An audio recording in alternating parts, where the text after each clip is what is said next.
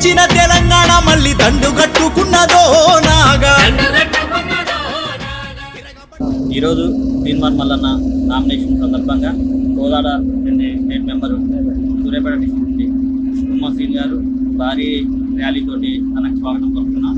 మరి ఈరోజు సూర్యాపేట నుంచి వడ్డిజానయ్య గారు అయితేనేవి, వాళ్ళ అనుచరులు అయితేనేవి, కోదాడ నుండి మేము అయితేనేవి అధిక సంఖ్యలో మేము అన్నని నామినేషన్ చేయడానికి